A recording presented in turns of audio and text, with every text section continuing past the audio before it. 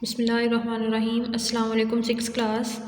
Previous lecture में हमने chapter number 6 की रीडिंग कंप्लीट कर ली थी। Air and atmosphere chapter number 6 है, उसकी रीडिंग हमने कंप्लीट कर ली थी। आज हम चैप्टर नंबर 6 के एक्सरसाइज के क्वेश्चन करेंगे। नोट्स आपके पास मौजूद हैं, उसके ऊपर क्वेश्चन आंसर्स लिखे हुए हैं, बाकी मैं आपको यहाँ से पढ़ा देती हूँ। क्वेश्चन नंबर 1 है, why is air considered to be a mixture not a compound. कि एयर को एक मिक्सचर तस्वुर किया जाता है, ना कि कंपाउंड। क्यों है ऐसे? हमने चैप्टर नंबर 5 में मिक्सचर और कंपाउंड्स की डेफिनेशन पढ़ी थी।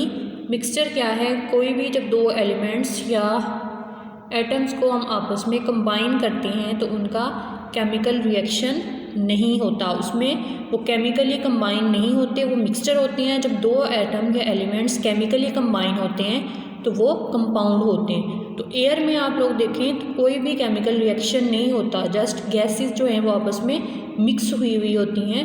उनकी कोई स्पेसिफिक उनकी कंसंट्रेशन या स्पेसिफिक उनके कंपोनेंट्स की जो कंसंट्रेशन है, ये परसेंटेज है, वो फिक्स नहीं होती। जी, तो आंसर इसका है, air is considered to be a mixture not a compound because its component vary place to place and for time to time and they are not chemically combined. Air को हम mixture कहते हैं, compound नहीं कहते, क्योंकि इसके components जो हैं वो वेरी करते हैं प्लेस टू प्लेस। हर जगह के लिहाज से उसके कंपोनेंट्स मुख्तलिफ होते हैं और वक्त के लिहाज से भी वो मुख्तलिफ होते हैं, और ना ही ये केमिकली कंबाइंड होते हैं। तो इस वजह से हम एयर को मिक्सचर कहते हैं, कंपाउंड नहीं कहते। क्वेश्चन नंबर 2 है, if you blow up a balloon will the composition of air inside the balloon is same of the air outside why. अगर आप एक गुब्बारे को अंदर हवा भरते हैं तो उसके अंदर जो हवा है उसकी कंपोजिशन सेम होगी जो एयर बैलून के बाहर है, उन दोनों की क्या सेम होगी? इसका आंसर है, हमने चैप्टर नंबर 6 में भी, इसी चैप्टर में हमने इनहेल्ड एयर और एक्सहेल्ड एयर की कंपोजिशन पढ़ी थी। तो वो दोनों जो हैं उसमें डिफरेंस आता है, जहाँ पे कार्बन डाइऑक्साइड की कंसनट्रेशन का और ऑक्सीजन की। तो जो हमने गुब्बारे के अंदर हवा भरी है वो क्या है? एक्सहेल्ड एयर है। तो एक्सहेल्ड एयर के अंदर ऑक्सीजन की कंसनट्रेशन कम होती है, कार्बन डाइऑक्साइड की कंसनट्रेशन ज़्यादा होती है। तो जो एयर बैलून के बाहर है वो क्या है? वो इनहेल्ड एयर होगी, तो उसके अंदर ऑक्सीजन की कंसनट्रेशन ज़्यादा होगी और कार्बन डाइऑक्साइड की कंसनट्रेशन कम होगी। इसका आंसर देखें, if you blow up a balloon the air inside the balloon is exhaled air. जो हमने गुब्बारे के अंदर हवा भरी है उसके अंदर जो हवा है वो एक्सहेल्ड एयर है, which has less oxygen and more carbon dioxide and water vapours than outside. तो इसके अंदर ऑक्सीजन की कमी होगी और कार्बन डाइऑक्साइड ज़्यादा होगी और वाटर वेपर्स भी ज़्यादा होंगे बनिस्बत जो आउटसाइड एयर है। क्वेश्चन नंबर 3 है, some fish tanks have air pumps fitted to them, why do think is this true. के कुछ जो हैं फ़िश टैंक्स होते हैं, एक्वेरियम जो होते हैं, उनके अंदर उन्होंने ऑक्सीजन पंप लगाए होते हैं, एयर पंप लगाए होते हैं, उनका क्या काम है? तो इसका आंसर है, air pumps are fitted in many fish tanks to add oxygen to the water and keep the water circulating. Air pumps जो हैं वो फ़िश टैंक के साथ इसलिए लगाए जाते हैं ताकि उसके अंदर ऑक्सीजन ऐड होती रहे और जो फिशेज़ हैं या जो कोई भी वाटर एनिमल्स हैं उनको ऑक्सीजन मिलती रहे और वाटर जो है वो सर्कुलेशन में रहे। नेक्स्ट क्वेश्चन नंबर 5 है, why are packets of peanut potato chips and some other snacks filled with nitrogen gas before sealed up. जो पीनट्स के पैकेट्स होते हैं या चिप्स या क्रिप्स होते हैं, कोई भी स्नैक जो होते हैं, उनके जो रैपर्स, उनके जब उनको फिल किया जाता है पैकेट के अंदर तो उसके अंदर नाइट्रोजन गैस पहले फिल की जाती है। वो क्यों ऐसे होता है? इसका आंसर है, because nitrogen is an unreactive and inactive gas, it is used in packets to prevent them oxidising or decaying. हमने जब रीडिंग की थी उसमें भी हमने पढ़ा था कि नाइट्रोजन जो है वो अनरिएक्टिव है या इनर्ट गैस है जो किसी के साथ रिएक्ट नहीं करती।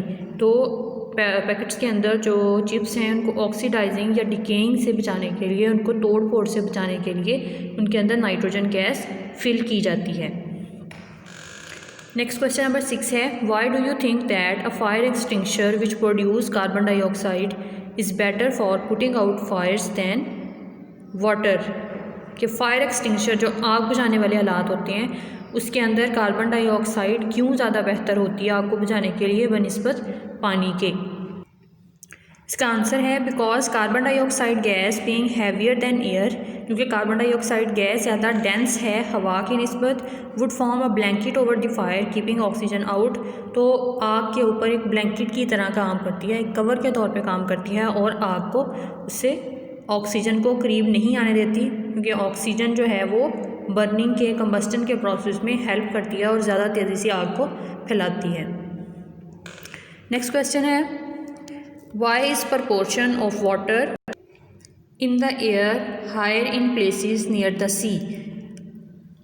समुंदर के नज़दीक हवा के अंदर पानी का जो होता है वेपर्स का या हवा की जो कंसनट्रेशन है उसमें ह्यूमिडिटी क्यों ज़्यादा होती है। इसका आंसर है the proportion of water in the air higher in places near the sea because water evaporates from the sea as a part of water cycle. आपने चैप्टर क्लास 5 में भी पढ़ा था वाटर साइकिल के बारे में कि सी जहाँ पे भी कोई वाटर बॉडी मौजूद है या समुंदर है या दरिया है तो वहाँ पे उस हवा के अंदर समुंदर के नज़दीक या दरिया के नज़दीक हवा के अंदर ह्यूमिडिटी ज़्यादा होगी। ह्यूमिडिटी मतलब नमी उसके अंदर ज़्यादा होगी क्योंकि वहाँ से पानी इवेपोरेट होके वेपर्स बन के हवा के अंदर चला जाता है। तो समुद्रों के नज़दीक उन एरियाज़ में उन हवा के अंदर पानी की वेपर्स की कंसनट्रेशन ज़्यादा होगी क्योंकि उसके अंदर वेपर्स मौजूद होंगे।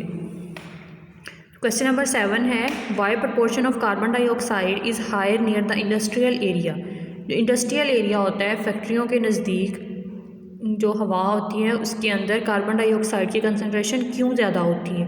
क्योंकि आपको पता है कि इंडस्ट्रीज़ के अंदर फैक्ट्रीज़ के अंदर कंबस्टन का प्रोसेस हो रहा है, बर्निंग का प्रोसेस हो रहा है, तो वहाँ से जब बर्निंग के प्रोसेस में और या कंबस्टन के प्रोसेस में कार्बन डाइऑक्साइड गैस रिलीज़ होती है तो फैक्ट्रीज़ के नज़दीक जो एयर होगी उसके अंदर कार्बन डाइऑक्साइड की कंसनट्रेशन ज़्यादा होगी। क्वेश्चन नंबर 8 है, name 3 different processes which result in more carbon dioxide going into the atmosphere. 3 process के नाम बताएं जिनसे ज़्यादा कार्बन डाइऑक्साइड एटमॉस्फेयर के अंदर जाती है। There are 3 different processes which result in more carbon dioxide going to atmosphere is.